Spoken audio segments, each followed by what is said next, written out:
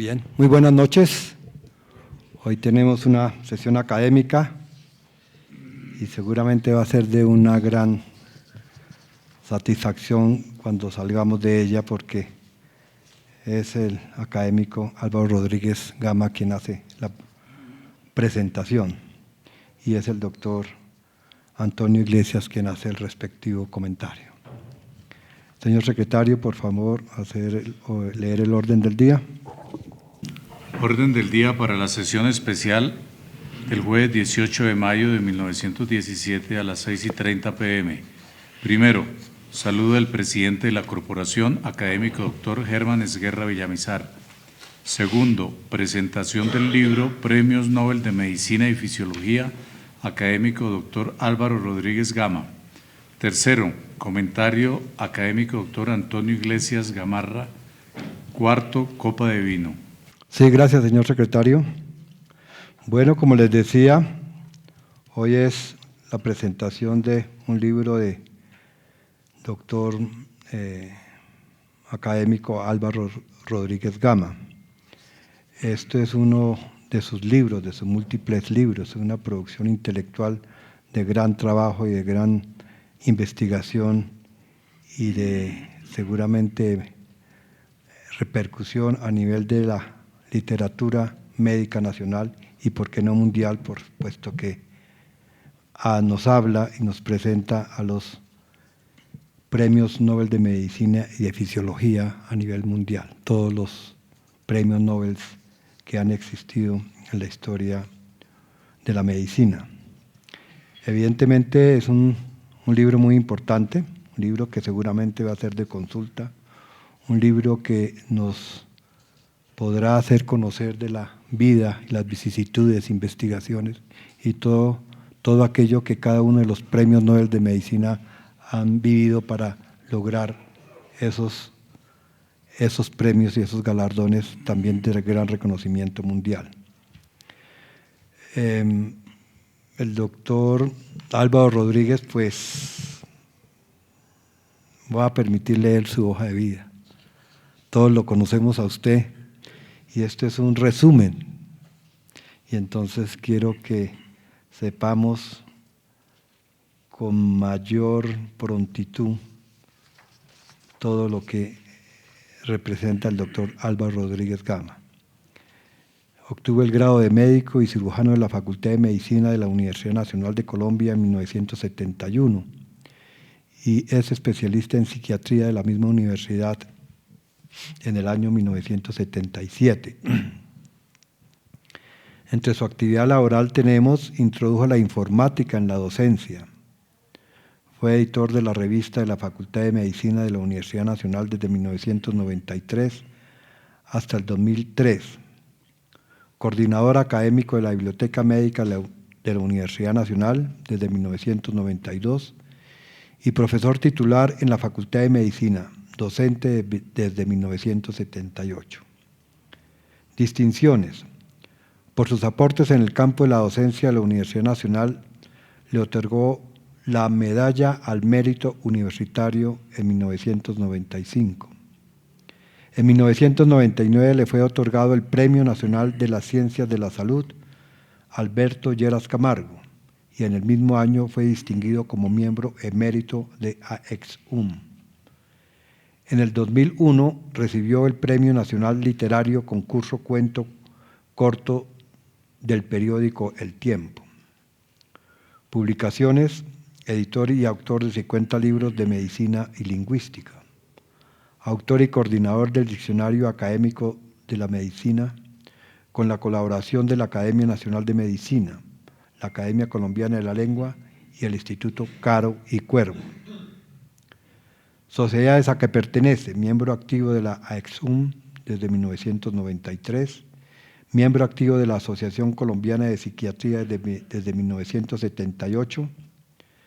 Presentó la obra El idioma médico, pasado, presente y futuro, para ingreso como miembro correspondiente de la Academia Nacional de Medicina en 1998.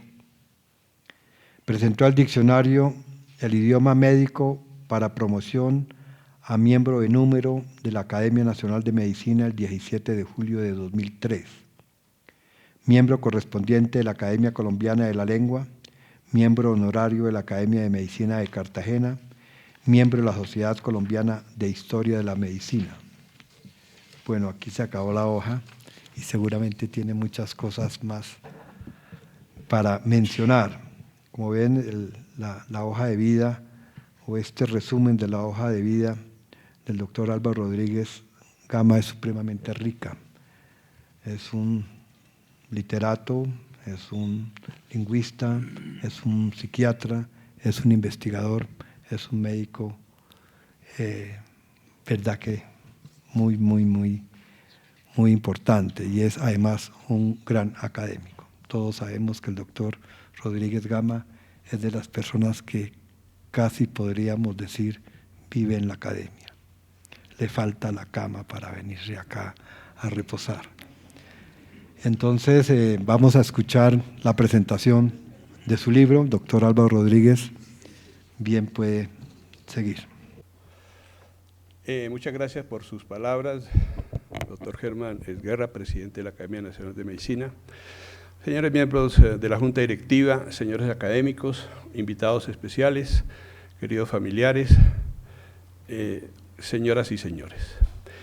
El tema que quiero presentar es el de los Premios Nobel de Fisiología y Medicina, el libro que he terminado recientemente sobre ellos.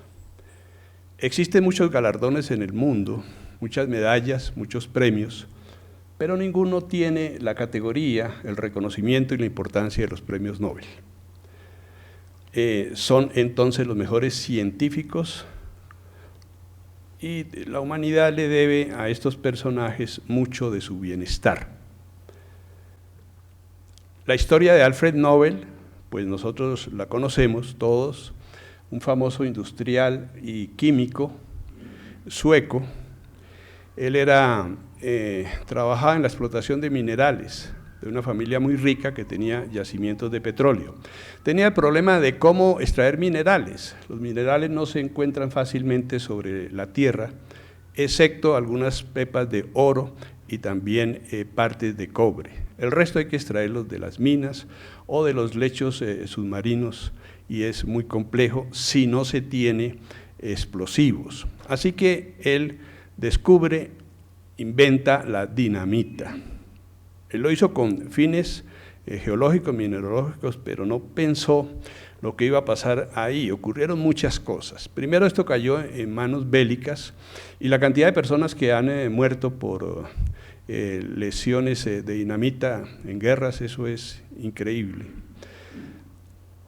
También por la misma inestabilidad de la dinamita al comienzo, muchas personas sufrieron dentro de sus empleados y funcionarios lesiones, heridas y muertes por la dificultad de manejar la dinamita, que es tan inestable. En un accidente de esos fallece su hermano Emil, y todo esto lo fue llevando a él a pensar qué iba a hacer entonces con su herencia, que era muchísima. También él escribió lo siguiente, y eso muchas personas tienen la posibilidad de vivir esa parte siniestra, oscura, extraña, patológica de los seres humanos, que se llaman las herencias. Él dijo, las herencias solo sirven para despilfarros y para calamidades familiares.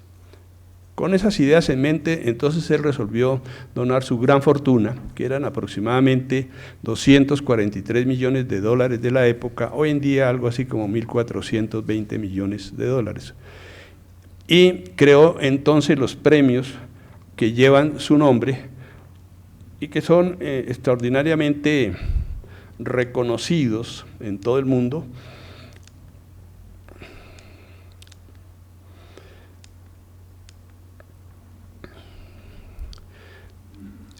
Él hizo el testamento que se considera el testamento más famoso de la historia humana. En él creó premios para medicina o fisiología, para física, para química, para literatura y para la paz. Posteriormente se agregó en 1969 el de economía. Eso ya fue una cuestión un poco accesoria. Este famosísimo testamento, sin embargo, abrió la puerta para galardonar y reconocer a los mejores científicos del planeta. hasta donde yo he conocido, entendido y hablado con personas de la ciencia, es el premio que todos los investigadores científicos aspiran a tener algún día. También muchas veces he hablado con muchos estudiantes de medicina que tienen en su mente la idea de llegar a ser premios Nobel, lo cual me parece extraordinario que lo tengan como motivación. Las personas que son galardonadas, reconocidas, se les da primero una medalla. Entonces, una medalla de oro de verde, el más fino que hay, de 18 quilates, recubierto por oro de 24 quilates. Se sabe en la historia que dos personas tuvieron 2 premios Nobel de Medicina, tuvieron que vender la medalla, por tanta guerra que ha habido, tantos problemas. Algunos definitivamente tuvieron que venderla. A uno le dieron $4 millones por esa medalla y al otro $1,5 millones. Tiene una leyenda que dice los inventos mejoran la vida y el arte la exalta. Les dan un diploma igualmente, y la ceremonia de premiación es fastuosa, superior a cualquier referencia que uno tenga, por ejemplo, de premios Oscar o premios Grammy. Se hace en el Palacio Real de Suecia o en el Ayuntamiento. Ya para este año tienen contratado a Gustavo Dudamel, en la actualidad el músico más importante del mundo, director de orquesta. ¿Cuántos son los premios Nobel? Los premios Nobel son 911 a la fecha, de todas las áreas. En medicina, 211 van, de ellos son 12 mujeres. En química, 175, 4 mujeres. En física, 204, solo 2 mujeres. En economía, 77 galardonados, de ellos una mujer. En literatura, 111, de ellas 113, de ellas 15 mujeres. Y en La Paz, 130, son 16 mujeres. Un poco lo que me ha llevado a mí al estudio del premio Nobel, como lo he relatado a varios de ustedes, es que en el ejercicio docente, y lo pueden hacer ustedes con sus alumnos y con conocidos, cuando uno les pregunta en cada área, ¿usted conoce los premios Nobel? La verdad es que no los conocen muy poco. La experiencia que tuve en medicina, que tuve en el departamento de química, que también tuve en el departamento de literatura y en la facultad de economía. Eso me ha llevado al estudio de ellos, a la difusión de sus obras y también a efectuar libros en los cuales reseño. El proyecto que tengo es terminar este año la biografía de los 911 premios Nobel. El primer libro pues es el que ustedes tienen, de los 211 de medicina, pero ya terminé la semana pasada el de los 173 de química, 175 de química, y voy más o menos por la mitad del de economía y del de física. Bueno, ¿quién da estos premios Nobel? De acuerdo con el testamento de Nobel, esto corresponde al Instituto Karolinska, que es el instituto de posgrado más importante del mundo en áreas de bioquímica, neurofisiología, investigación celular y genética.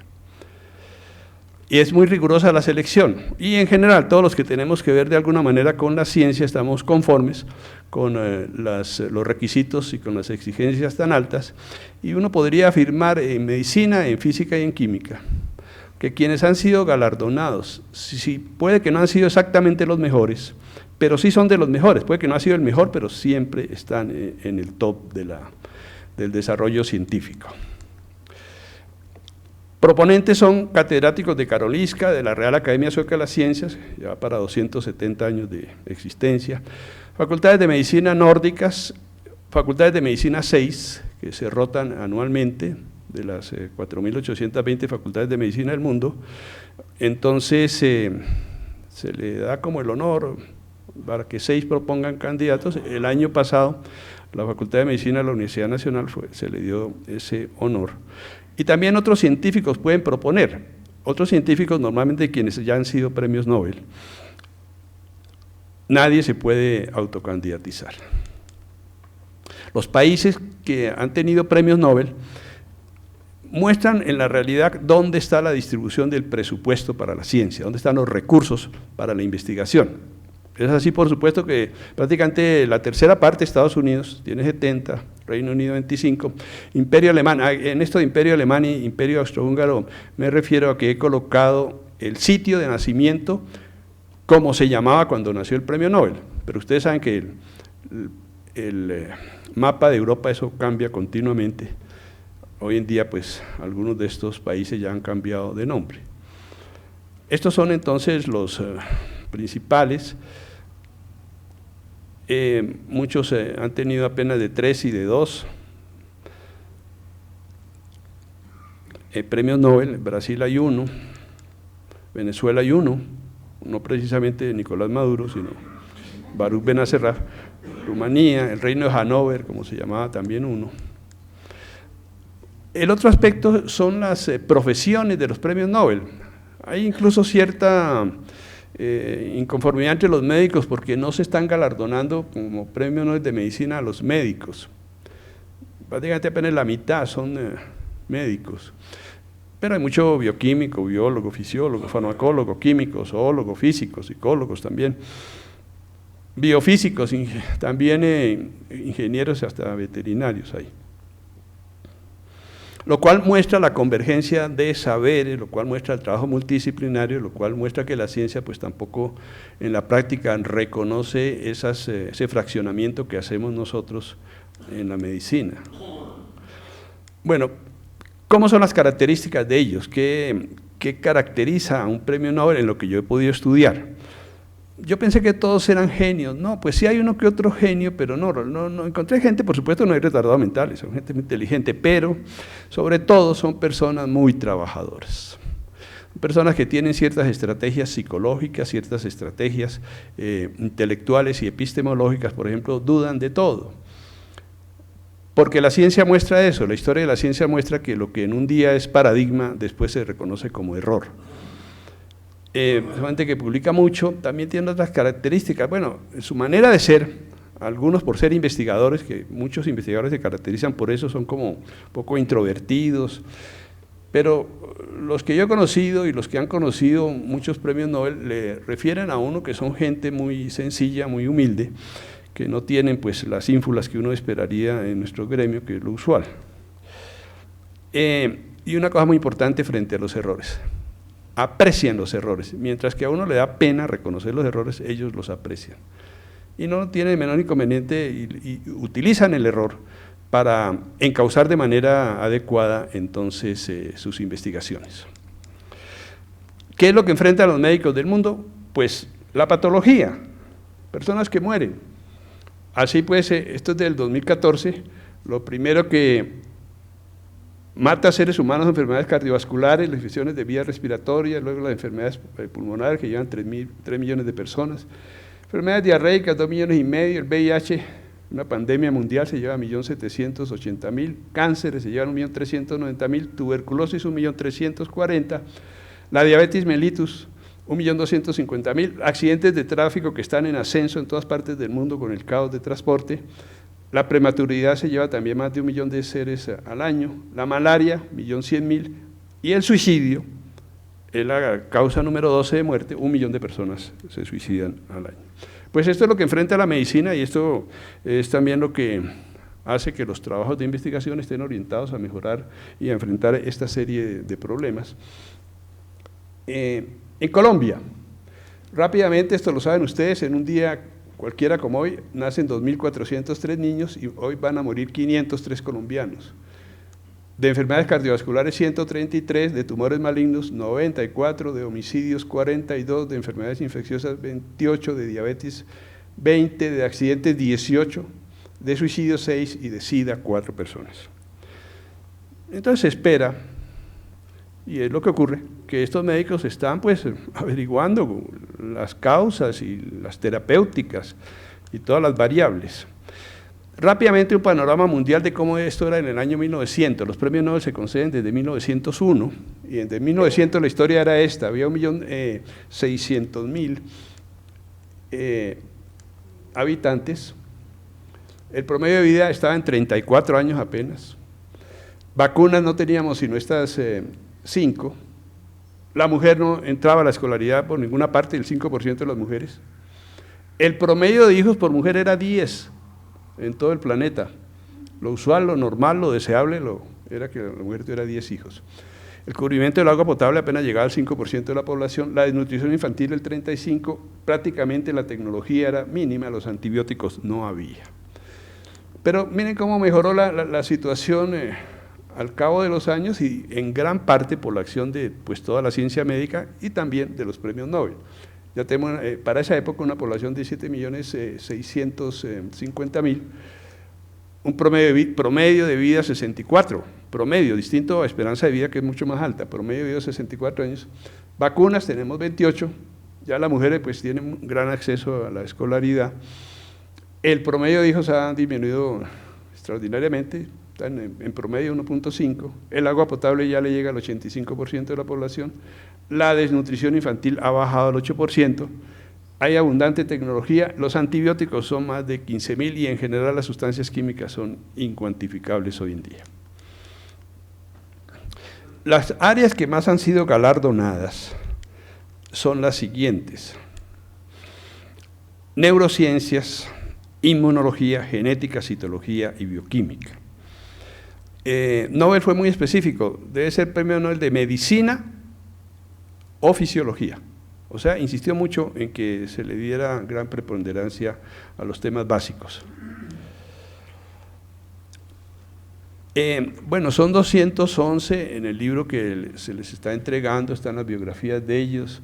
Yo recomiendo que lean y conozcan los personajes a los cuales les debemos la vida y el bienestar y vean los esfuerzos que ellos hicieron para avanzar sus investigaciones. Voy a rápidamente, panorámicamente, a mencionar algunas áreas, pero pues la recomendación es que revisen la vida de todos ellos. Veamos los hispanoamericanos, han sido 6. Santiago Ramón y Cajal, ni más ni menos que descubre la neurona. Bernardo Hussey, que trabajó en el metabolismo del azúcar, también fue uno de los grandes fisiólogos del mundo. Severo Ochoa de Albornoz, utilizando nucleótidos, y sobre todo la enzima polinucleotidasa, fue capaz de sintetizar ARN y ADN, primer ser humano que hace la vida en el laboratorio, que crea vida en el laboratorio. Eso es inverosímil lo que este señor hizo. Peter Midauer, que como nos contaba aquí el doctor Alejandro Niño Murcia, pues fue uno de los primeros que trabajó en tolerancia inmunológica adquirida y abrió el campo, fue uno de los pioneros para que pudieran hacerse realidad los trasplantes sin tanto rechazo, tanto del donante como del receptor. Baruch Benacerraf, el venezolano, descubre el sistema HLA y es simplemente cómo el organismo es capaz de reconocer los antígenos y los anticuerpos, qué es propio y qué es ajeno. César Milstein tenía problema de que quería fabricar inmunoglobulinas, que como ustedes saben las producen los linfocitos beta bajo el tutor de los linfocitos T, bajo la tutoría del linfocito T, pero en cantidades minúsculas. Y la manera para agrandar eso fue cruzar esto con las células ELA, las famosas células ELA, que son células cancerígenas, que se descubrieron, otro de los hallazgos impresionantes de la ciencia, se descubrió que el cáncer es inmortal. Mientras nosotros somos mortales, el cáncer es inmortal. Cruzando células cancerígenas con linfocitos, fue capaz de producir una gran cantidad de inmunoglobulinas. Ahí surge otra de las cuestiones complejas de la ciencia. Nosotros decimos que el cáncer es lo peor, pero hoy en día el cáncer ayuda muchísimo en la producción de inmunoglobulinas, el cáncer salvándole vida a la gente. Mujeres importantes en la historia, simplemente menciono esto porque como esto ya cambió, la mujer ya tiene la preponderancia, ya son no las que mandan en todas partes y las que dueñan de todo, pero eso no era así, y durante muchos siglos realmente estuvieron absolutamente sometidas.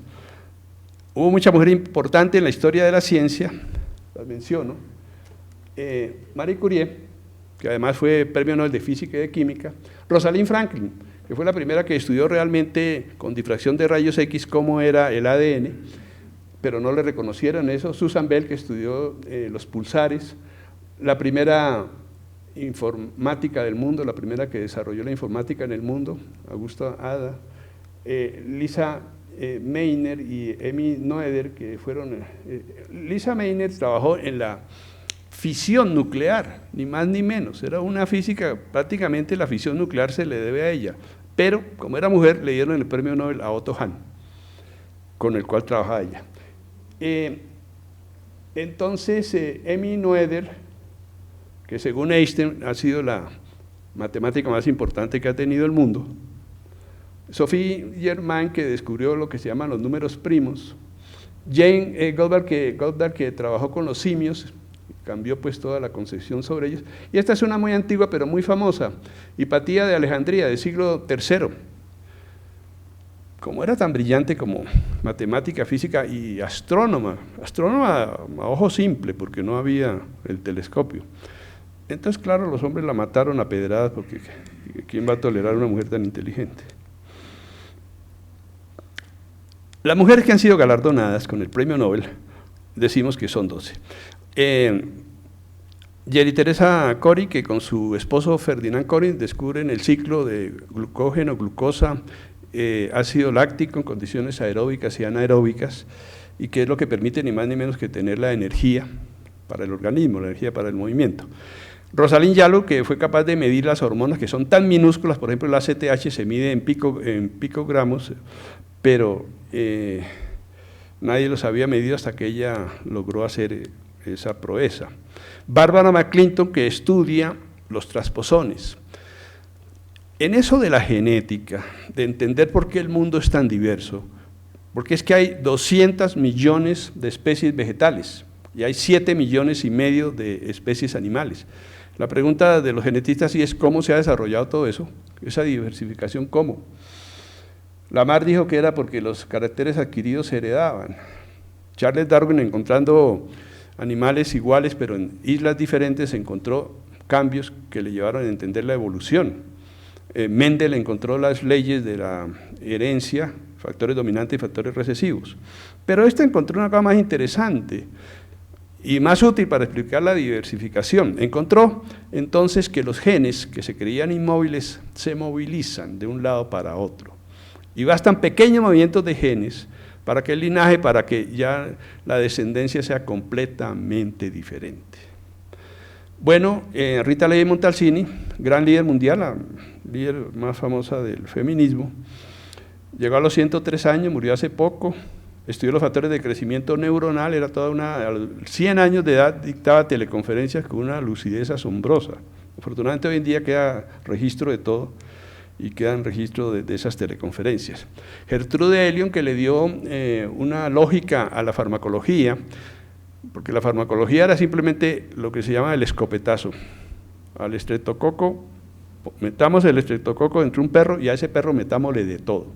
Agua, anilina, de todas las sustancias conocidas, a ver qué funciona. Ella dijo que no podía ser así. Había que buscar fármacos que sirvieran contra las células enfermas que ella cultivó por aparte y no contra las células sanas que ella también cultivó por aparte. Le dio mucha lógica, mucho sentido a la farmacología. Descubrió la mercaptopurina, la primera sustancia útil para las leucemias. Descubrió la alopurinol, la primera sustancia útil contra la gota.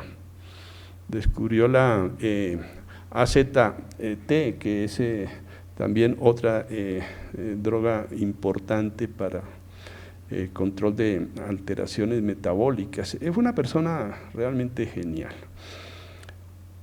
Christian Nusslein, ¿cómo es el desarrollo genético? Todos ustedes lo conocen, que la mórula, que la blástula, sí, pero ¿cómo se produce eso? ¿Quién controla eso? Ella encontró las enzimas que generaban las proteínas que estaban y los genes que estaban implicados en todo este proceso y se pudo entender el desarrollo embriónico. Linda Book estudió el sistema olfatorio, finalmente se encontraron 4,000 receptores odorantes.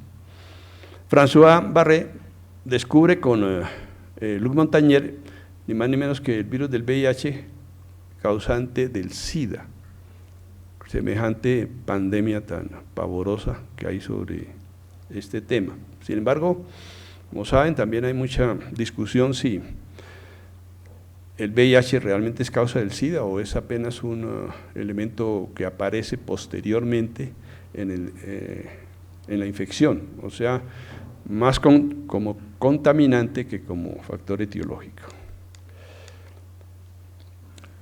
Elizabeth Blackburn y Carol Greider descubren lo que sabemos. En el extremo del cromosoma está el telómero es el que rige la duración de la vida del cromosoma, o sea, de la persona.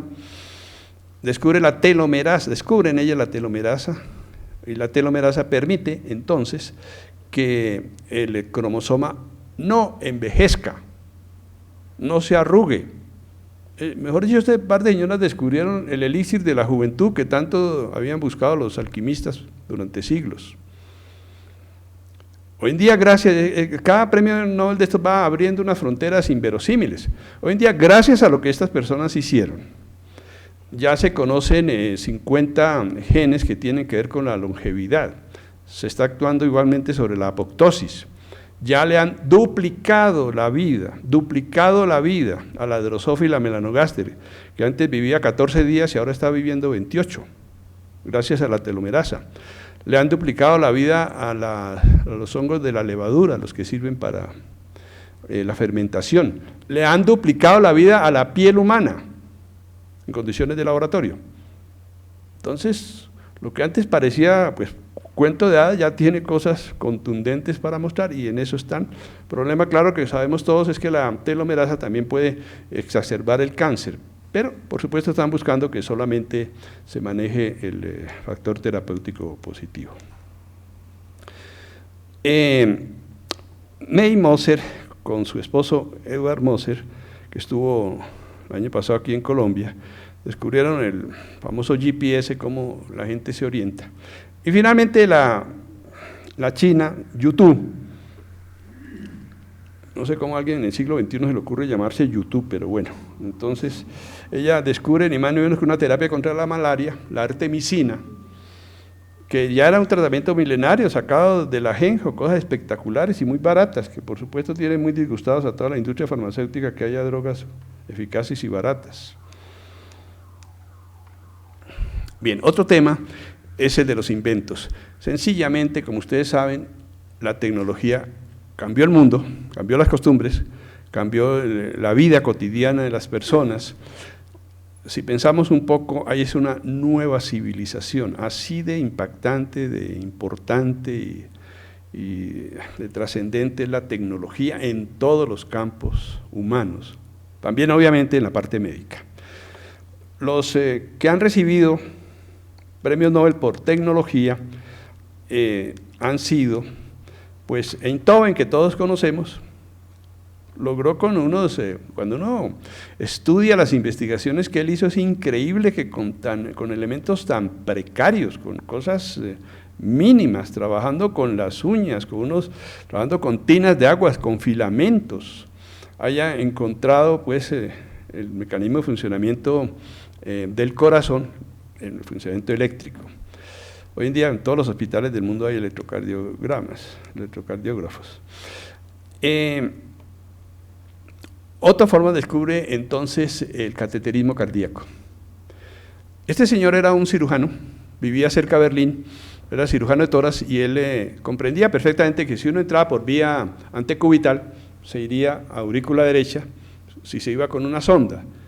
Él era el director del hospital, se fue por todo el hospital diciéndole a sus funcionarios: usted deja que yo le introduzca una sonda. Todo el mundo, por supuesto, le dijo cómo se le iba a ocurrir semejante vaina. Él, ni corto ni perezoso, él mismo se inserta la sonda, cuando calcula 65 centímetros de que eso ha llegado a la aurícula, entonces se hace tomar una radiografía que muestra que evidentemente había llegado a aurícula derecha. Minutos después avisan los empleados a Sanidad Central, dicen: el director está loco, se está metiendo catéteres. Lo votaron enseguida como director del hospital. Pero con el paso del tiempo la gente reconoció. Eso también es una cosa de los premios, nos hacen cosas que chocan contra todo lo que hasta el momento se viene realizando, y eso por supuesto que muchas veces les genera una inmensa cantidad de controversias y de rechazos y de enemistades. La tomografía axial computadorizada Si uno piensa bien, los rayos X, la tomografía axial computadorizada y la resonancia nuclear magnética han hecho un milagro. No hay que abrir a la gente para conocer qué tiene dentro de su cuerpo, eso realmente es un milagro. Y el TAC se usa en todas partes del mundo, incluso se está usando tan excesivamente que ya están informando que se está produciendo cáncer, porque el TAC, ustedes saben, son entre 28 y 40 radiografías, y entonces que la gente que les toman 10 TAC son 400 radiografías, están desarrollando cáncer. Los estudiantes tienen que saber que el TAC tiene que ser una cosa motivada, razonada, oportuna. En cuanto a la tomografía, fue seguida de la resonancia magnética nuclear. Entonces, Loterwood y Mansfield desarrollaron esto. Esta es un área en la cual se muestra mucho la convergencia de saberes, porque es que el que descubrió la resonancia nuclear magnética fue Isaac Rabi, y recibió el premio Nobel de Física en 1957. Y después otros físicos también fueron desarrollando la técnica y también fueron premiados, Bishop con premio Nobel de Física. Bueno, pues la tecnología se ha ido tomando la medicina y partimos de cosas muy precarias como la trepanación, pero ya estamos con una cantidad de inventos. En mi época había 4 aparatos en medicina. Cuando yo era joven también, doctora, cuando yo era joven, ¿no? Hace un par de años, había 4 aparatos. Hoy en día tenemos más de 9.000. Estoy escribiendo con el doctor Jorge Reynolds Pombo el libro sobre la historia de la tecnología médica, en la cual estamos reuniendo los 150 aparatos más importantes de la medicina, con un solo fin, de promover en las facultades que se cree la cátedra, no la línea de profundización ni la clasecita, sino la cátedra de la tecnología, que con tantos miles de aparatos y que es hoy en día uno de los pilares esenciales de la medicina, se justifica incluso más que otras materias. Bueno, tenemos igualmente desarrollos a granel. Con todo esto, yo siempre le digo a los estudiantes, sigan la pista de la tecnología, si no se van ustedes a quedar muchísimo, no saben qué tanto se van a quedar si no tienen conciencia de todo lo que se está haciendo en la tecnología de la medicina. Pero, repito, parte de abrir esta gran compuerta, pues también está relacionada con los premios Nobel. La genética, pues tanta cosa que hay, tanta investigación, tanta terapéutica, tanto descubrimiento, tantas barbaridades que están haciendo los genetistas, mezclando virus con bacterias. Bill Gates, que ustedes conocen como el creador de la informática en el mundo, no solo es el hombre más rico del mundo, sino el más informado. Como ustedes recuerdan, hace 5 semanas dijo: estamos al borde de una pandemia mundial por microbios que han sido creados en laboratorio. En eso están haciendo de todo, pero claro, lo hacen con fines terapéuticos. Lo que pasa es que todo esto también tiene sus riesgos. Bueno, rápidamente son personas que fueron descubriendo cómo funcionaban las proteínas, cómo funcionaban los genes, cómo se iba produciendo la arquitectura del organismo, cómo iba funcionando el metabolismo, cómo es de importante la genética en los seres humanos. Estos súper famosísimos, Watson, Crick y Wilkins, descubren la estructura del ADN, se considera el descubrimiento biológico más importante del siglo XX.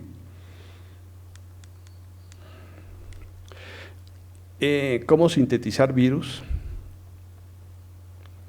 También han abierto unos campos extraordinarios y unas fronteras increíbles.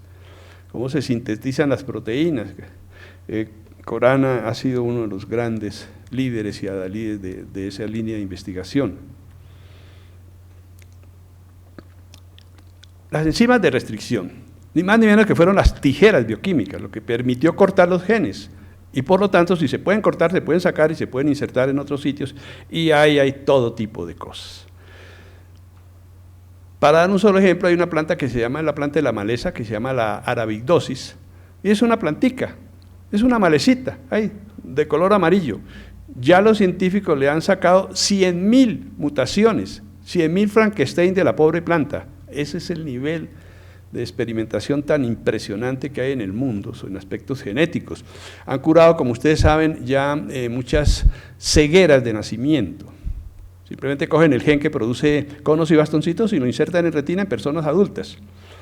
Eso tiene muchas complicaciones. Esas personas que nunca han visto y que de pronto ven, pues de esos 28 pacientes, 14 se suicidaron. Y uno dice, ¿cómo así que se suicidaron? ¿Es que acaso la visión provoca suicidio? Sí, si uno nunca ha visto nada y lo enfrentan contra la luz, la visión y los colores, queda uno absolutamente enloquecido. Entonces, todas estas partes del desarrollo científico tienen siempre una serie de cosas ahí, entre buenas y malas, como es todo en la humanidad. Bueno, estos personajes estudian también la apoptosis. Parece que tenemos, así como ciertos medicamentos, los seres humanos tenemos fecha de expiración. Y esa fecha de expiración está escrita en las células y se pone en actividad a través de procesos de apoptosis. Otra cosa interesante tiene que ver los que han experimentado con modificaciones, los que han provocado modificaciones, los que han provocado incluso la aparición de nuevas especies. Entonces, otro de los campos interesantísimos de la genética, y es una de las áreas, como les decía, más premiadas. Y si nos pensamos un poquito en las células madre, pues las células madre son algo absolutamente espectacular. ¿Cómo así que vamos a tener control para producir órganos al gusto del consumidor o del investigador? Y eso ya se está dando, como ustedes saben, en todas partes del mundo. Los de inmunología, pues son muchísimos. La cantidad de microorganismos que tenemos nosotros y que nos rodean es infinita. El hecho de que sean invisibles no hace que sean menos complejos y peligrosos. Cargamos dentro de nuestro cuerpo una cosa que se llama el microbioma. El microbioma pesa 1 kilo 800 gramos. 1 kilo 800 gramos, que cada uno de los presentes puede descontar de su peso y de una vez se ahorra la dieta. Porque es que 1 kilo 800 gramos de lo que uno pesa son microorganismos. Así de importante es la presencia de los microbios para los seres humanos. Últimamente se está hablando del viroma. También hay virus que están de manera normal en el organismo. Bueno, entonces toda esta gente trabajó cosas para identificar esos microorganismos. Lo más importante, sin embargo, fue la aparición del microscopio, que les permitió ver estos organismos. Muchos famosísimos de estos premios Nobel, Robert Koch, todo el mundo sabe, están las leyes de Koch, está el padre de la microbiología del mundo. Verán que los protozoos son la principal carga de morbilidad en el mundo, y el tipo los descubre. Estos señores, Warren y Marshall, encuentran entonces el famoso Helicobacter pylori. Eran gastroenterólogos. Ellos estaban convencidos de que era imposible que todas las gastritis del mundo se explicaran simplemente por el sub y baja de los jugos gástricos. Ellos decían, si eso fuera así, todo el mundo tendría gastritis. Tiene que haber un bicho ahí. La gente les dijo, no puede haber un bicho en un pH ácido. Sin embargo, en esa época ya se habían descubierto los extremófilos, microbios que aparecen incluso en iceberg o también en lechos submarinos junto a volcanes submarinos, o sea que son muy resistentes. Como no les creían, finalmente Marshall resuelve hacerse una endoscopia con testigos y luego, alegremente, tomarse un cultivo de Helicobacter pylori. A las 96 horas estaba con una gastritis hemorrágica que casi se muere, pero tuvieron que reconocerle que su planteamiento. Bueno, ya sabemos también, Harold, que estuvo hace poco aquí en Colombia, descubrió los virus del papiloma humano causantes del cáncer cervical. Puesto que eso es una vacuna costosísima y puesto que hay tantos intereses económicos, y lo peor que recientemente han descubierto que el BPH forma parte del viroma normal en las mujeres, eso está generando todo un caos en la conceptualización de qué es lo que realmente produce el cáncer cervical. Bueno, decíamos, de los descubridores del VIH. Otros descubren medicamentos que tienen que ver con los trabajos sobre inmunidad y el Salvarsan, que eran las balas mágicas. Este fue el primero que realmente consiguió algo que pudiese tener alguna utilidad para detener microbios. Cosas muy interesantes, por ejemplo, con esa frecuencia de la diabetes, Banting y McCulloch encuentran la insulina, descubren la insulina, la aíslan. Hoy en día, pues en Colombia solamente hay más de 1.300.000 diabéticos, muchísimos de ellos insulino dependientes, y gracias a que hay esta insulina, pues están vivos. Dogma descubre el Prontosil, un colorante, encuentra que no es bactericida, pero que sí es bacteriostático. Estando en la mitad de su experimentación, la hija de él, de 11 años, sufre una lesión en un brazo con estreptococo. La infección se propaga, los médicos plantean hacerle una amputación y él dice, no, un momento, déjenme probar con ella el Prontosil, y le salvó la vida. Eso tuvo tanta repercusión que también finalmente influyó en que le dieran su premio Nobel. Descubrimiento de vitaminas, que son factores tan importantes para el organismo, aun cuando, por supuesto, sobredimensionados por la industria farmacéutica. Bueno, ¿y quién no le debe la vida a Alexander Fleming? Habla uno con personas que le dicen, no, a mí nunca me aplicaron penicilina. Habla uno con la mamá de esa persona y dice, por supuesto, cuando tenía 3 y 4 años le dio una faringitis, una bronquitis y le aplicamos penicilina. Eso se lo han aplicado a medio mundo. Así de importante es Fleming. Los otros ayudaron a los procesos de industrialización de la penicilina. Weizmann descubre el primer antibiótico efectivo contra la tuberculosis, semejante enfermedad tan pavorosa. Él descubre la streptomicina, también descubrió la cromicina y la neomicina. Entonces cada uno de estos tiene unas repercusiones en toda la ciencia de la salud extraordinaria. Estos señores además descubren el óxido nítrico como vasodilatador. De paso encuentran un remedio que relataron los pacientes con sorpresa, que al consumir esos vasodilatadores también tenían erecciones habiendo perdido la erección. Entonces, un medicamento que se estudia para un área con muchísima frecuencia resulta útil en otros aspectos. En inmunología muchísimos, bueno, voy a pasar rápidamente estos. El primero de todos, el primer premio Nobel, Behring, que estudió cómo tratar la difteria, sacándola de suero de caballos, donde estaban los elementos que protegían. Mekino estudia la fagocitosis.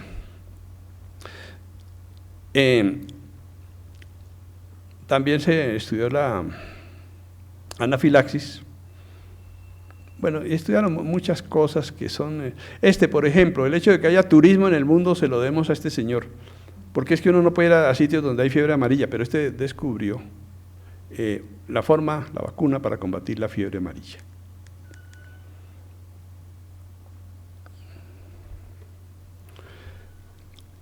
Estos cultivaron el virus de la poliomielitis, lo cual dio posteriormente lugar a la vacuna de Sabin y Salk, tan importante, y la polio prácticamente está erradicada del mundo gracias a estos aportes y descubrimientos de estos señores.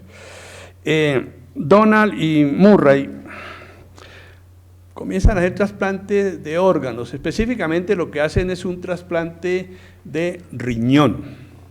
La historia de los trasplantes rápidamente, parece que en 1500 ya se hacían algunos trasplantes de epitelio, en 1850 ya hay registros claros, en 1906 se hace trasplantes de córnea, en 1954 se hace el trasplante de riñón, el año siguiente se hace de hígado y luego esto se va expandiendo. Hoy en día se hacen trasplantes de todo, se han hecho 140 trasplantes de mano, 90 de rostro. Hace 2 años en China se le hizo trasplante a una señora que tenía agenesia de útero, se dio trasplante de útero y hace 1 año nació el bebé. Eso en el área de trasplante, como nos ha contado el doctor Niño Murcia, pues esto tiene una repercusiones inmensas. Lo único que no se ha trasplantado es la cabeza, el cerebro, pero ya tenemos fecha para el primer trasplante de cabeza, 18 de diciembre de 2017, el cirujano italiano Sergio Canavero, con un paciente ruso que sufre una de esas múltiples enfermedades en las cuales todas esas esclerosis laterales, amiotróficas o espinales, que la persona prácticamente se le muere el cuerpo, mueren todos los músculos, no puede hacer nada, pero conserva de aquí para arriba todas sus funciones. Ya tiene la autorización de los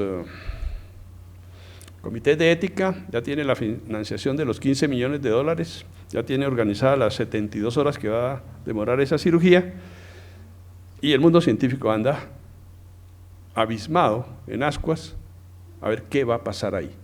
Obviamente lo que va a pasar es que, bueno, está esperando que se muera una persona cada rato, persona joven en accidente de tráfico, que tenga muerte cerebral, pero con su cuerpo intacto, van a criogenizar ese cuerpo y van a hacer el trasplante. Al paciente lo han preparado psicológicamente, de todas maneras ese paciente se va a morir rápidamente porque es que es una cirugía demasiado compleja y los riesgos son demasiado altos. Pero hay una pregunta para el mundo científico: ¿y qué tal que esos trasplantes comiencen a funcionar? Tendríamos que cambiar, bueno, casi todos los conceptos que tenemos y aparecería prácticamente una nueva medicina.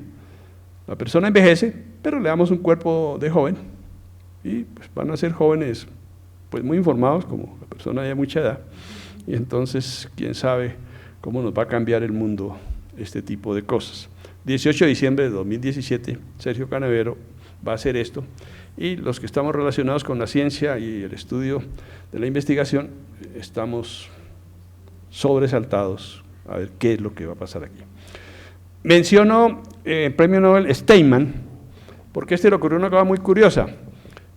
Los premios Nobel se anuncian en la primera semana de octubre, y tuvo la mala idea de morirse el 30 de septiembre, y 2 días después le dieron el premio Nobel. Entonces se lo dieron luego, claro, a la familia, pero no tuvo, es tan difícil que una persona, un ser humano llegue a ser premio Nobel y no alcanzó la vida para las últimas horas. Bueno, han estudiado la inmunidad innata, la inmunidad adquirida, la formación de anticuerpos, el cáncer. Este señor, Fibiger, en 1904, él era zoólogo también, médico y zoólogo, tenía la costumbre de hacer autopsias de ratones y les encontraba tumores gástricos. Pero en los tumores gástricos encontraba un microgelminto, que era lo que llamamos hoy en día la Espirochtera carcinoma, pero él sabía como zoólogo que eso no pertenecía al hábitat, digamos, del ratón, sino que eso era de las cucarachas, donde él las había encontrado.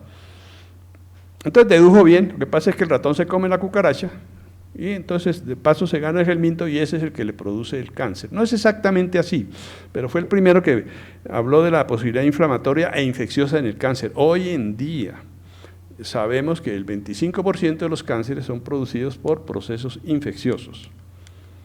Abrió así una compuerta gigante. Peyton Roos, lo que tenía de afición era hacerle raspado a los sarcomas de los pollos. Y como no sabía qué había ahí, en ese momento no tenía pues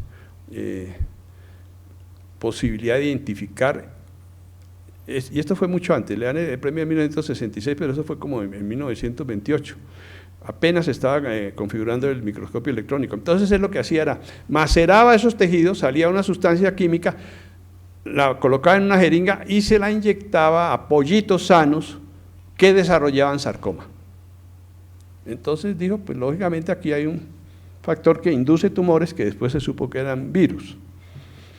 Bueno, Huggins, tratamiento hormonal del cáncer de próstata, también otra enfermedad temible, terrible, y él con deducciones fisiológicas muy importantes logra una forma de terapéutica. Muchos otros entonces tuvieron que ver cómo funcionan los virus, cómo alteran los virus, cómo los virus son tan hábiles, los virus tan invisibles, tan retardados mentales porque no tienen sistema nervioso, y hay que ver las maravillas que hacen para apropiarse del ADN de los seres que infectan y replicarse ellos de manera indefinida. Bishop y Barnett descubren una cosa que es aterrorizante. Los 20 trillones de células que tenemos los seres humanos, cada una puede convertirse en un oncogeno. Las partes genéticas de las células, de todas las células, pueden transformarse en oncogenes, o sea, pueden producir cáncer. Que se creía que solamente era por mutación, por radiación, por golpes, pero no, estos descubren que en la división celular se producen tantos errores que de la división celular es donde salen, dicen ellos, el 90% de los cánceres. De los errores en la división. Bueno, ya voy a terminar, voy a hablar entonces de los descubrimientos neurológicos. En ellos, gente tan importante, pues, lo descubren las neuronas. Estos, entre otras cosas, se pusieron a pelear el día de la entrega del premio Nobel, porque sobre todo Golgi tenía un temperamento muy agresivo. Después, estos personajes descubren el funcionamiento neuronal, la motoneurona. De hecho, Adrian es el precursor entonces del electromiógrafo. Otto Loewi descubre la acetilcolina y cómo son los impulsos nerviosos. Él con Dale hicieron trabajos preciosos sobre la sinapsis, la transmisión neuroquímica en la sinapsis. Euler descubre la norepinefrina y cada cual fue aportando. Ya dijimos, los Moser descubren el posicionamiento del cerebro. Sobre conducta, Wagner era un psiquiatra. El tipo tenía un servicio de dementes, 72 personas con demencia, o sea, no había nada que hacer. Simplemente era el cuidador ahí, como fueron los médicos durante mucho tiempo, que hoy en día reconocen que casi toda la medicina durante muchos siglos fue pura magia, que no había nada que hacer, y no hacían realmente nada porque no tenían cómo. Entonces, un día un paciente de él se enferma de una bronquitis muy severa, desarrolla una fiebre altísima, él se va un viernes, relata, cuando regresa la semana siguiente encuentra que el paciente había sobrevivido. Bueno, entonces fue a evolucionarlo, y el paciente se había mejorado de la bronquitis, pero se había mejorado de la demencia también, lo cual chocaba contra todos los conceptos clínicos, porque es que la demencia no se mejora. Él pensó, bueno, lo que pasa es que este paciente tuvo una fiebre muy alta, eso debe ser lo que lo hizo reaccionar. Voy a infectar a todos los pacientes para que les dé fiebre alta. Consiguió malaria, sangre con malaria, se la inyecta a los 71 restantes y les suena la flauta, porque se mejoraron de la demencia. Uno de los hechos más complejos, y hoy en día los médicos dicen, bueno, muchos dicen, a mí déjenme ponerle lepra a ese paciente que tiene cáncer y yo lo mejoro, pero ya hoy en día tenemos otros criterios, comités de ética, ya no es lo mismo. En esa época podían hacer muchas cosas y que no pasaba absolutamente nada. Pavlov estudia los jugos gástricos, los reflejos condicionados. Egas Moniz, neurocirujano, de tanto operar el cerebro y de hacer ablaciones como hacen los neurocirujanos, que entonces los genios de la neurocirugía, como el doctor Herman, entonces tienen que hacer ablaciones, topectomías, hemiferectomías, y lo que notan es que el cambio de personalidad es muy alto en muchos pacientes. Como no había en esa época psicofármacos, él dijo, bueno, pues apliquemos esto en la psicosis, hagamos resecciones cerebrales. Lo hizo, se difundió por todas partes del mundo. Aquí en Colombia se hicieron más de 1.200 procedimientos y ha sido el premio Nobel más controvertido, porque es que eso de ir arrancando partes del cerebro, la gente no le gustó para nada. Otros famosísimos, entonces, es Perry, que dice, descubre, el hemisferio izquierdo sirve para la lógica, para el lenguaje, para el raciocinio, el derecho para la intuición, para la creatividad, para el arte. Una cosa muy interesante.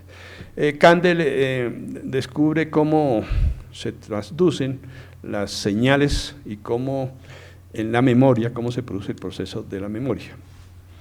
Sobre etología, unos famosos, ustedes recuerdan Konrad Lorenz, todos han visto las figuras de él, en la cual él va caminando y detrás van los paticos, van los gansitos, como amaestrados, descubre la impronta.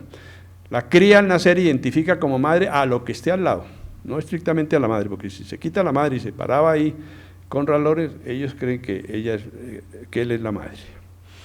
Pero fue muy interesante para entender procesos de desarrollo neuropsicológico infantil.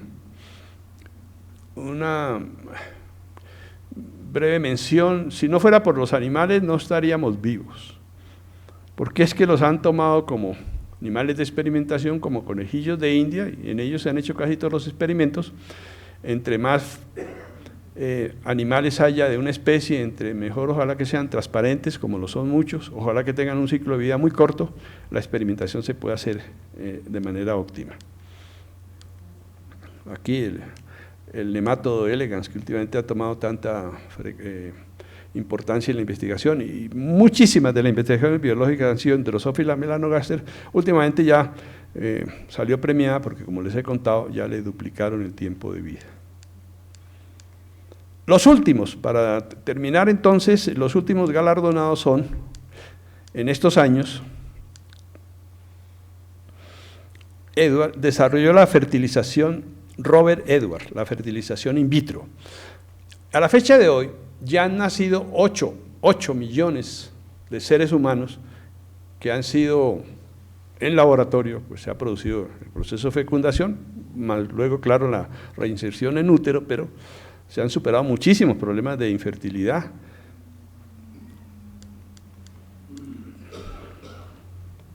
Ya mencionamos lo que tuvieron que estudiar con la inmunología y el desarrollo de vacunas. Cómo se transforman las células pluripotentes en cualquier tipo de órganos. Una de las grandes vías de investigación. Hoy en día lo que se pretende es que los seres humanos todos tengamos, así como uno tiene la plata y en la vivienda, pues entonces que tenga también sus órganos para cuando los necesite, para cuando necesite reemplazarlos o porque tenga alguna enfermedad, o me imagino que simplemente para mejorar el nivel de vida. Los de 2013, ¿cómo es el tráfico dentro de las células? Porque es que las células son muy dinámicas, y proteínas, carbohidratos y grasas y partículas van de un lado para otro. ¿Cómo no se estrellan? Entonces prácticamente lo que encontraron fue una especie como un sistema transmilenio, pues, dentro de la célula, y como eso fue bastante interesante. Estos que ya hemos mencionado,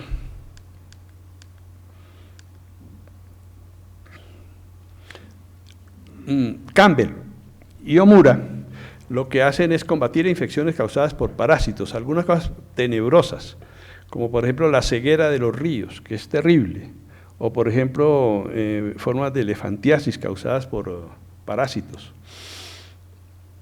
Finalmente, el último, Yoshinori Ozumi, que él encuentra cómo es el reciclaje dentro de las células. Es decir, el metabolismo termina en alguna parte, con algunos productos de desecho. ¿Qué pasa con ellos?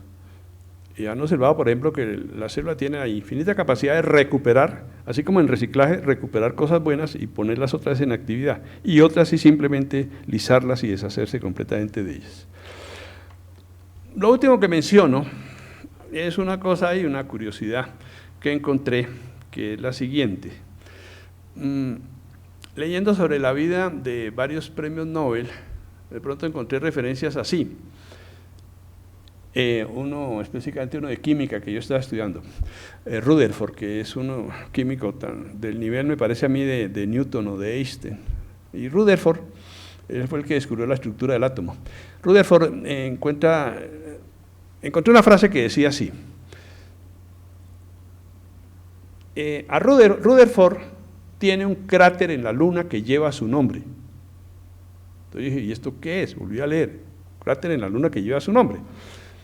Yo no sabía el fenómeno, no sabía la cosa, entonces dije, pero ¿cómo así? Me acordé de que en los antiguos billetes de 20.000 en Colombia aparece nuestro astrónomo Julio Garavito, aparece la luna, porque es que otro cráter de la luna lleva su nombre, y aquí en el anverso está la Tierra vista desde la luna.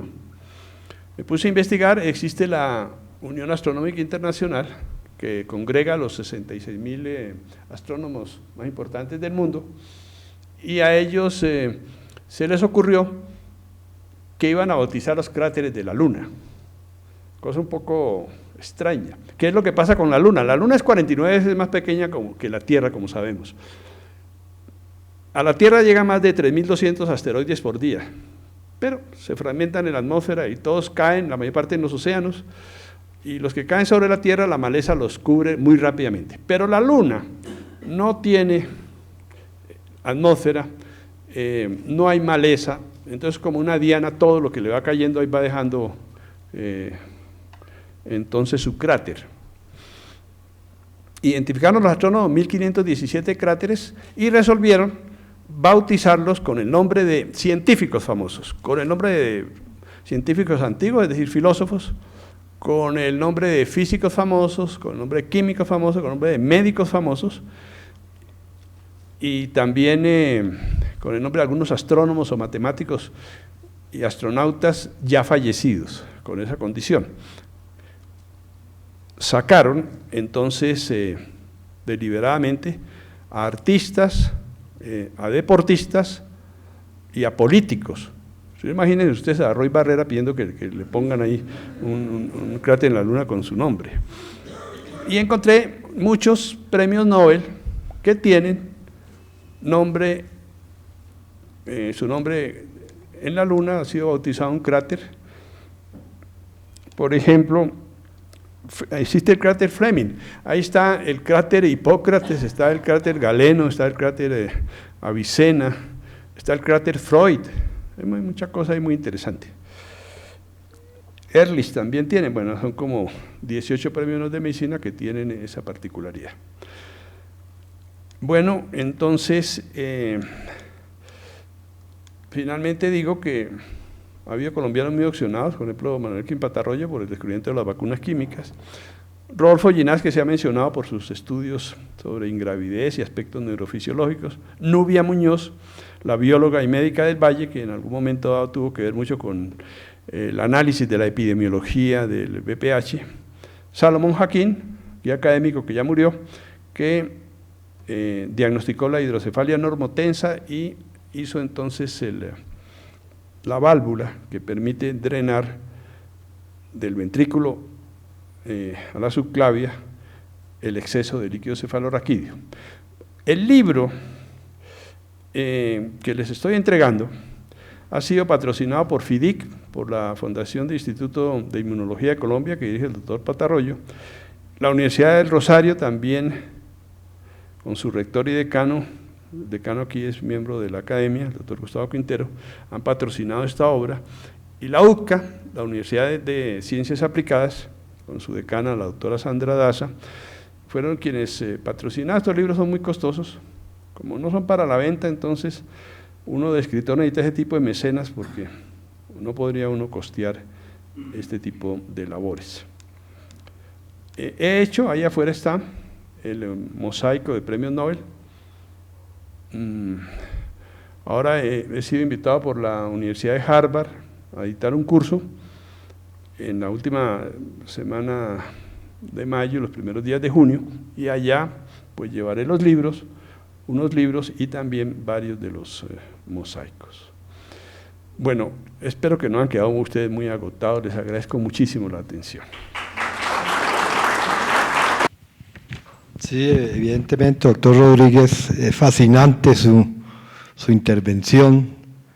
Ojalá, digo yo, hubiera sido un poco más larga, para que nos hubiera fascinado un poco más de tiempo con esta descripción y esta presentación de este libro. En verdad que sí, es una gran obra la que usted nos ha traído y al leerla vamos a poder conocer gran parte del conocimiento y perspicacias de todos estos investigadores y todos estos científicos. Bueno, ahora tenemos el comentario. Este comentario es hecho por el también distinguido académico Antonio Iglesias. Me permito leer algunos apartes de su reseña. Médico egresado de la Facultad de Medicina de la Universidad Nacional de Colombia, especialista en Medicina Interna e Inmunorreumatología de la Universidad y del Instituto de Nutrición de México. Luego adelantó estudios de inmunogenética e inmunología celular en el Dana-Farber Cancer Institute. Entre su actividad laboral tenemos actualmente profesor titular de la Universidad Nacional de Colombia, fue director general del Instituto Nacional de Salud, distinciones Joven Sobresaliente Cámara Junior de Barranquilla, reconocimiento al talento nacional, excelencia nacional al mérito profesional, Universidad Nacional de Colombia. Ganó en 4 ocasiones el premio Salvat por su libro Células Apudomas en 1978, Ofidiocitoxicosis en 1980, Enfermedades metabólicas óseas en 1993. Esta última obra mereció el premio Obras Médicas en México en 1985 y en España en 1997. En el año 2000 ingresó a la Academia Nacional de Medicina con el trabajo Análisis histórico de las vasculitis, clasificación y propuesta para su entendimiento, y fue promovido miembro de número de la Academia en el año 2004 con el trabajo Electrodermia lineal, estudio de 50 pacientes en 25 años. También, como les dije, el doctor Iglesias es un excelente académico, un distinguido médico, un distinguido científico e investigador, y también un gran académico. Doctor Iglesias, siga. Gracias, señor presidente. Bueno, yo soy un comentarista emergente, porque el que le tocaba era el doctor Juan Mendoza Vega y se enfermó, y me tocó comentar este libro extraordinario del doctor Álvaro Rodríguez. Realmente, si ustedes miraron la presentación del doctor Rodríguez Gama, esa memoria prodigiosa que tiene. Este es un libro de 458 páginas, y además de ello, lo importante es que cómo resume cada premio Nobel en una forma sintética. O sea, cómo nace la persona, quiénes son sus padres, sus aportes importantes en una página, tanto en español como en inglés. O sea, resume cada una su obra de una forma fantástica. Yo pienso que yo me deleité un poco este fin de semana y estos días revisando el tema, y voy a hacer algunas cosas muy rápidas y voy a hacer hincapié en algunas de ellas precisamente porque la parte de neurología y genética no lo voy a mencionar mucho, pero sí quiero recalcar algunos detalles que vi en su obra. Bueno, el primer premio Nobel se lo dieron a Emil von Behring. Él trabajó con Kita Sato. Esa mezcla, un japonés con Emil von Behring, se ideó la forma de tratar la difteria y el tétano. En esa época, al comienzo del siglo XX, las enfermedades infecciosas eran un problema serio, igual que el raquitismo. Y en los primeros 19 siglos de evolución del ser humano y de la historia humana, solamente se hablaba de poesía y literatura. Entonces había la ley de Newton, importante, se había creado la patología, la primera escuela y segunda escuela vienesa, donde estaba Rokitansky, el galeno importante de la escuela vienesa, y en Alemania, sobre todo Virchow, en la parte de patología. De todas maneras, eso era lo grande e importante, era Newton, Kepler y Galeno. Y el siglo XIX, alguna serie de personas interesantes, como acabo de mencionarla muy rápidamente. Pero en el siglo XX, realmente es un siglo fantástico. Todos los descubrimientos importantes se hicieron en este siglo. Y el siglo XXI prácticamente es un apéndice del siglo XX, donde los que se ha desarrollado en el siglo XX empieza a modificarse y a mejorarse en el siglo XXI. Por eso Behring, con la terapia antisuero contra la difteria y el tétano, crearon un paradigma importante. Bloquearon todos los problemas, los pacientes con difteria se morían. En Colombia todavía había difteria hasta el año 60. Y además de ello, estudiaron parte de la enfermedad del sueño, es decir, cómo eran tan interesantes estos investigadores que tenían tiempo para todo, ¿no? En el año de 1902, voy a mencionarlo así rápidamente, Ronald Ross encuentra el primer quiste del plasmodio, que el plasmodio descubierto por Alfonso Leverán, y observó ya previamente Giovanni Grassi, observó cómo era la transmisión en el humano. En 1903, muy famoso, nosotros nos enseñaban los perros de Pavlov, que era la secreción, la digestión y la función gástrica y la salivación de los perros. En 1903, Niels Finsen escribe un aparato que se llama la lámpara de Finsen, que en ese momento se utilizaba para tratar el lupus vulgar, No era un lupus como el lupus eritematoso, era lupus por tuberculosis. Entonces se creó la lámpara de Finsen y en ese forma se creó la fototerapia para el lupus vulgar. En el año 1905, Koch realmente, siguiendo esa bacteriología de Louis Pasteur, realmente crea los postulados de Koch, que son los postulados de Koch los más fantásticos de Koch. ¿Por qué? Porque es la forma de cómo se transmiten las enfermedades infecciosas y cómo puedo transmitirlas a nivel experimental. Así existen los postulados para las enfermedades autoinmunes, que son diferentes totalmente a los postulados de Koch. Y esto es un homenaje a Louis Pasteur.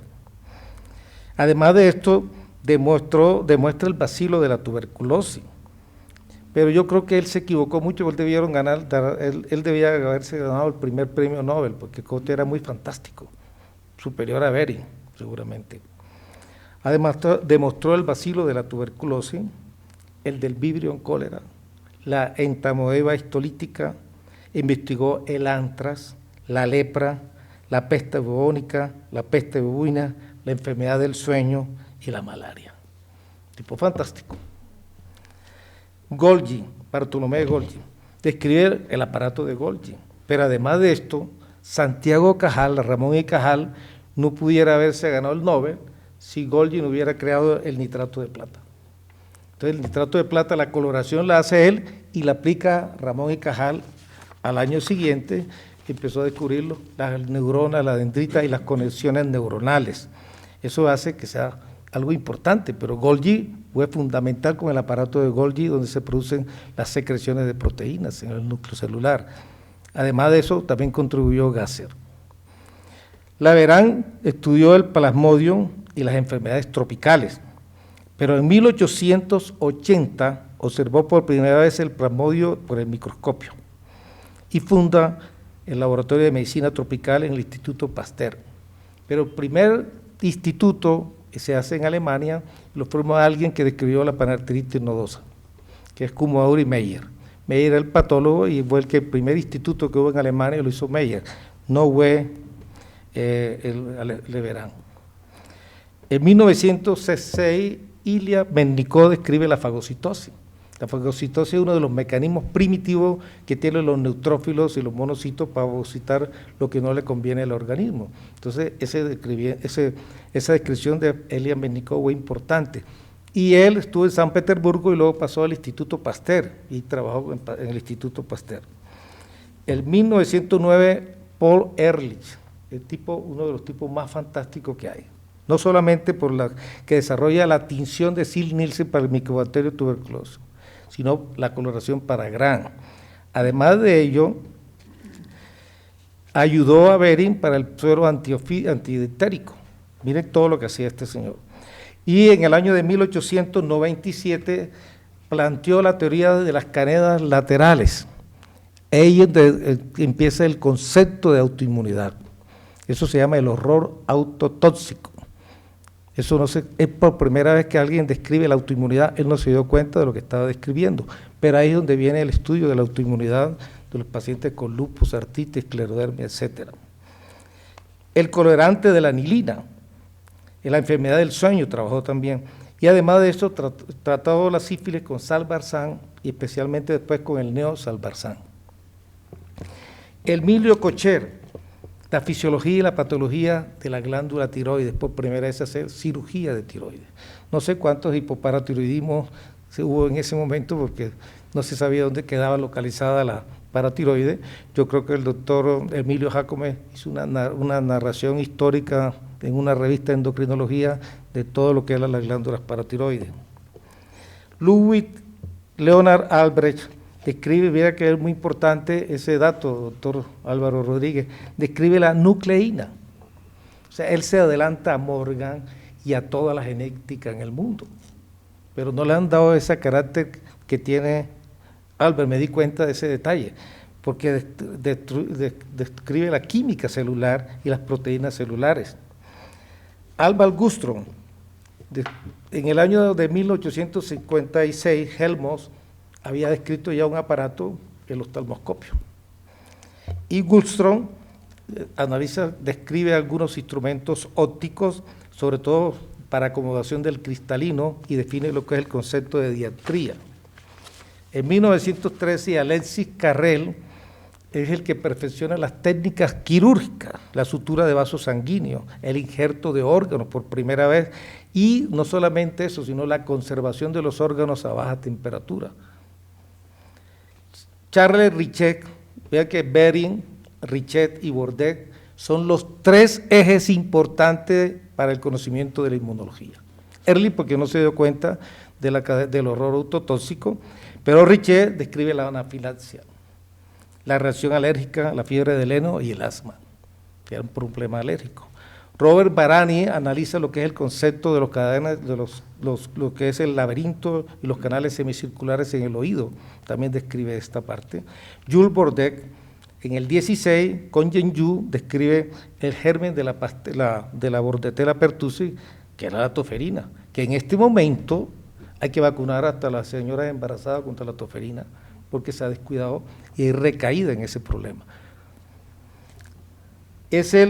Bordet además describe dos cosas fundamentales, el anticuerpo y el complemento de la inmunología.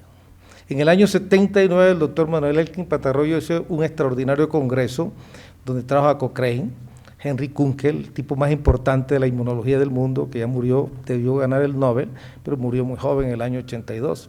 Pero trajo a la persona más importante de la inmunología del mundo, estuvo en Bogotá en el año 79, en un congreso de inflamación que fue algo histórico, totalmente olvidado.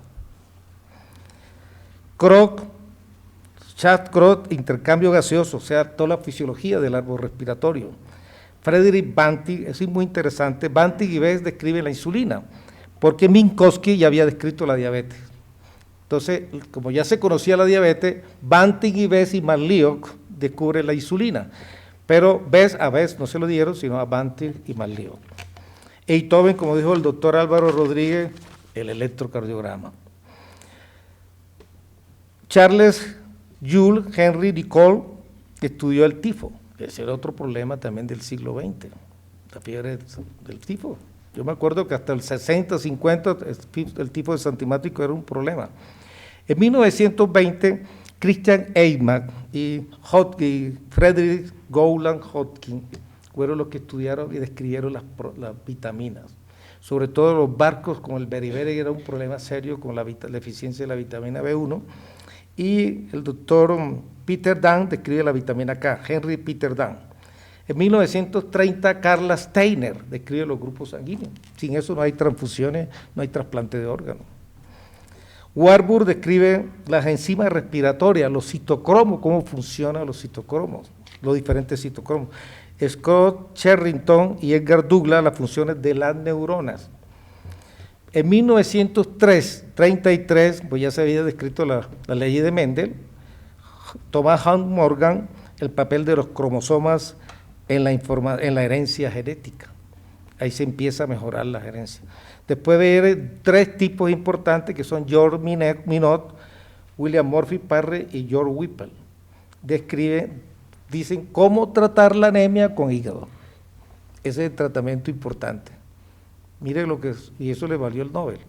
Pero aquí está un doctor que se llama el doctor George Whipple, que hay una enfermedad que es reumatológica, que casi no se ve, afortunadamente, que es la granulomatosis intestinal lipofágica, produce mala absorción y artritis. Eso produce, no se sabe si es un microorganismo, eso no está claro todavía. En el 35, Hans Spemann, el desarrollo de la embriología. En el 38, Francis Heyman, los receptores sensoriales importantes, o los varoreceptores, cómo regula la regulación sanguínea, cómo llega la sangre al cerebro, es por los varoreceptores.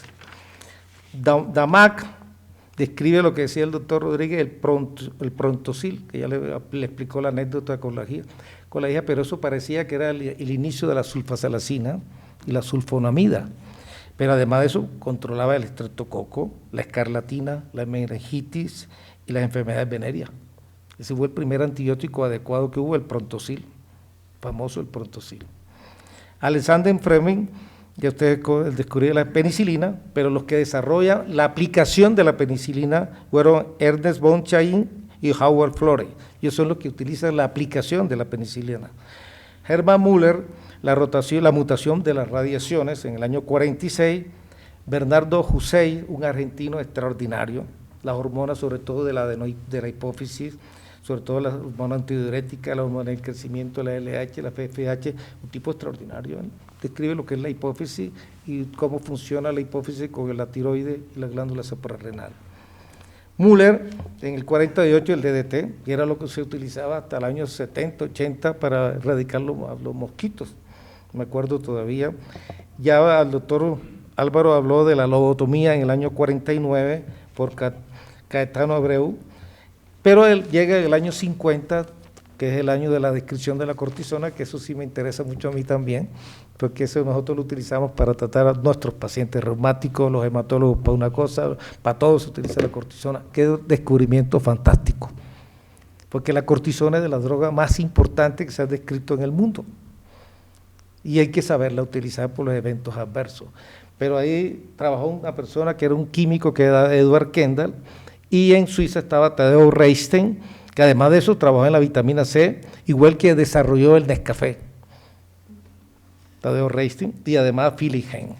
Philip Hehn, un tipo extraordinario, fue a Europa en el año 30, empezó a estudiar reumatología y desarrolló toda la reumatología en la Mayo Clinic, y de la Mayo Clinic se fueron formando los reumatólogos que se dispersaron por todo Estados Unidos.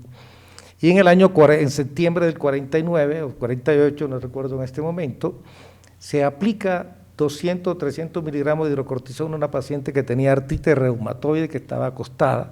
Después de la aplicación de la cortisona, la persona se levanta y empieza a caminar. Y de ahí empieza el tratamiento no solamente de la artritis reumatoide, del lupus eritematoso, de la poliarteritis nodosa, de la vasculitis primaria. Eso es fantástico. Es la única droga que en el mundo, después usted sabe que vino la Segunda Guerra Mundial y después se desarrolla el 7º Congreso Mundial en Nueva York, ya le dieron el premio en el 49-50, y ahí la cortisona sale por todos los periódicos en el mundo, el Boston Globe, New York Times, el Times, etcétera, pero eso tuvo una gran difusión, la cortisona. En el 51, Wassman describe la estreptomicina, que ayuda al tratamiento de la tuberculosis, ya lo mencionó, y en el 53, Craig, el ciclo de Craig. En el 57, David Bové describe los antihistamínicos, imagínense eso, y el curare sintético. Usted sabe lo que son el antihistamínico. Ya el cateterismo ya lo había mencionado el doctor Álvaro, no lo voy a mencionar. En el 58, George Weil-Birle, los genes que regulan los eventos químicos definidos, ya empieza la regulación génica, la organización del material genético. Luego aparece Severo Ochoa, ya mencionado por el doctor Álvaro, el descubrimiento de los síntesis biológicos del ácido ribonucleico. Qué fantástico esto. Burney y Maferley. Ellos hablan de la tolerancia inmunológica, pero eso yo no lo entiendo. La tolerancia inmunológica es algo que está muy difícil de entender. Hay gente que no ha podido. Yo conocí un amigo cuando estaba estudiando yo inmunogenética, y realmente no pudo explicar bien lo que es la tolerancia inmunológica. Es una forma de no rechazo, pero tolerancia es algo es muy complicado, es difícil de definir dentro de la inmunología. A veces yo no lo entiendo muy bien. Es una forma de cómo no funciona si todas las células funcionan adecuadamente. Entonces, tolerancia es un concepto, pero le dieron el Nobel, le dieron a Burnett y a Peter Medawar, algo interesante. Pero después llegó Francis Crick, Watson y Wilkin, que describe los ácidos nucleicos. Ahí empieza la genética y empieza a desarrollarse y crecer la medicina. Después, en el año 65, 3 franceses, yo me acuerdo bien, eso sí, Jacob, Roth y Monod, el control genético de las enzimas y la síntesis de virus. También estaba Corana. Descubrieron el papel intermedio de las enzimas, el RNA mensajero. Ya se hablaban de los transposones, pero después Barbara McClintock fue el que lo desarrolla mejor. Además, Painter-Rus ya describe que es un virus que puede inducir tumores, como el papiloma. La vacuna del papiloma es importante y es muy buena, la que tenemos nosotros, y hay que aplicársela. Y a nosotros se la aplicamos a mujeres que tengan útero a los 56 años. porque es un reservorio de cáncer. Y el virus del papiloma está demostrado que son oncogénicos. Y es la única vacuna que sirve para tratar un cáncer en el mundo. Y nosotros sí, yo estimulo mucho la aplicación de la vacuna. Nunca hemos tenido problemas. A pesar de que se describe que puede haber fibromialgia, neuropatía, eso nunca he visto ningún caso. Yo no lo aplico, se lo mando a un doctor que es el único experto en vacunación de adultos, que es el doctor Flores, que es un tipo extraordinario en eso, es lo único que hace. Y es experto porque va al CDC de Atlanta y se forma con los tipos más importantes del mundo, y al lado tiene los 20 tipos más importantes del mundo, y es el único que opina, y es el único latinoamericano que realmente sabe de vacunación de adultos. Bueno, hablamos de Porter y Gerald Edelman.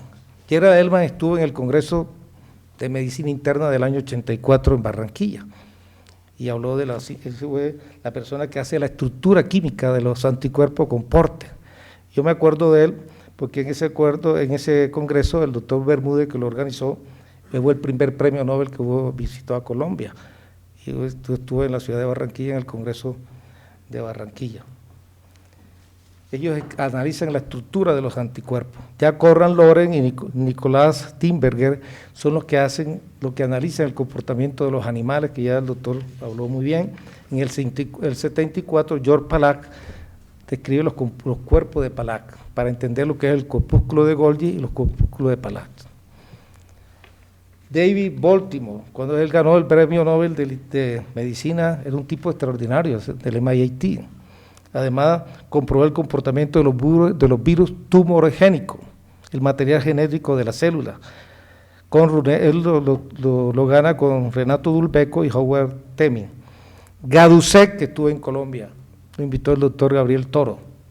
Y él fue el primero que habló de los virus lentos, del Creutzfeldt-Jakob, el insomnio familiar, que es una tragedia eso. La encefalopatía espongiforme, o sea, se acuerda hace como 10 años la epidemia de las vacas locas. Pero Prusiner dijo que eso no era un virus lento, sino que era una partícula que eran los priones, y a Prusiner le dieron el Nobel en 1995. Rosalind Sussman Yalow, recuerdo mucho esto porque para recordar al doctor Efraín Otero, porque Efraín Otero era un gran admirador de la doctora Yalow, siempre habló de ella, yo me acuerdo bien de eso, de que escribimos en la historia de la inmunología, él mencionaba siempre esto y por eso quiero recordarlo a él, igual que desarrolló el radioinmunoensayo. Corman Newbold, el TAC, la tomografía, no voy a hablar de eso, sino de 3 grandes médicos que son extraordinarios, Jan Dosset, George Snell y Baruch Benacerraf. Esos son los que modernizan la inmunología. ¿Por qué? Porque es la respuesta de las células de los anticuerpos. Es el que analiza los complejos de histocompatibilidad, pero quiero hacerle un homenaje al doctor Edmond Yunis, que fue el que describió el locus DR, que es el más importante de todo el HLA, y es el que lo describe Edmond Yunis, de Colombia. Entonces, además, el rechazo de los trasplantes. Esta gente fue extraordinaria. Después llegan en el 82 Samuelson, Bertrand y John Bain, describen las prostaglandinas. Eso es muy importante. En la década del 80, todo lo que nosotros decimos, todas las conferencias eran prostaglandinas. La doctora Barbara McClinton, lo de los transposones, y además llega al 84 de 3 tipos importantes que son Yerner, Kohler y César Mister, que es argentino. Ellos primero describen Yerner lo que es la teoría de la red idiotipo y antidiotipo, o sea, con un antígeno puede desarrollar un anticuerpo, el anticuerpo contra otro anticuerpo, o sea, idiotipo, antidiotipo, idiotipo, antidiotipo, etcétera. Y eso favoreció que se desarrollaron la técnica de los anticuerpos monoclonales. Y así de esta forma en la medicina moderna son con estos conceptos, porque los monoclonales, usted fusiona un linfocito B de un mieloma múltiple que produce anticuerpo en exceso con una célula del ratón, forma una fusión, crea un híbrido ahí y empieza a producir anticuerpos, y por eso se crean los monoclonales. Los monoclonales permiten que se desarrollaran toda la técnica moderna para la terapia biológica, todas las medicinas que nosotros utilizamos para tratar la artritis, los lupus, etcétera. Eso es el origen de los monoclonales, y ahí es donde se mejora la quimioterapia en los pacientes, por esta teoría. Son tipos extraordinarios. Llega Tonegawa, el control genético de la formación de los anticuerpos, o sea, ya estructura todo el concepto. Barmus, creo que fue director del Instituto Nacional de Salud, debe ser un tipo grandioso, el origen de los oncogenes retrovirales. Alfred Gutmann Gilman, el GTP, que ayuda a lo que es el ciclo celular. Peter Doherty y Rolf Zinkernagel, la especificidad del sistema inmunitario, completa ya el concepto de especificidad. Robert Francis Furgot Murrat, el óxido nítrico, que ya lo mencionó Álvaro, y se completa con esto, con el estudio de Harrison Lee, que es el ciclo celular, porque muchos de los medicamentos que utilizamos nosotros actúan a nivel bloqueando los ciclos celulares. El metotrexato buclea 1, pero la ciclofosfamida que nosotros utilizamos para tratar los lupus graves o la vasculitis grave, bloquean toda la fase del ciclo celular. O sea, que usted tiene que saber qué es el ciclo celular para dar un medicamento de esto. Lauterbur describe la resonancia magnética en el 2003. Mírense todo lo que hemos avanzado. Robin Warren y Barry Marshall, la Helicobacter pylori, que además parece que genera el cáncer gástrico también. Martin John Evans, las células madre, o sea, del desarrollo moderno de la inmunología. Eso lo hace con Renato Capecci. En el 2008, Harald Su Hansen, el virus del papiloma, yo le mencioné esto, con Lou Montagnier, que hay duda, ¿te acuerdas que hubo una discusión importante con el virus del SIDA? Y la francesa Françoise Barré, ya que usted la mencionó. Robert Geoffrey Edward, la fertilización in vitro, y usted lo mencionó. Pero algo importante en el concepto de Alan Beutler y Alphonse Hotman es la inmunología innata, la adquirida, que es el concepto del linfocito T macrófago, que es el que regula todo el sistema inmunitario. Eso no se conocía muy bien. El doctor Steinman, la célula dendrítica, que es una presentadora de antígeno, que eso tampoco se conocía. Bertrand Gurdon y Yamanaka, las células madres pluripotenciales, que usted ya mencionó, no voy a repetirlo. En el 2015, ya estamos terminando, William Cecil Campbell, descubrimiento de la ivermectina. Es un antiparasitario importante, pero para tratar la oncocercosis y la elefantiasis, que eso no tenía curación, no tenía tratamiento. Tuyuyu, que es la China, que en el 2015 utilizó toda la medicina china tradicional y se dio cuenta que la artemisa servía para tratar la malaria. Entonces los chinos utilizaban la artemisa de hace antiguamente, pero él revisó lo que es el concepto de medicina china y utilizó la artemisa y con eso ganó el premio Nobel.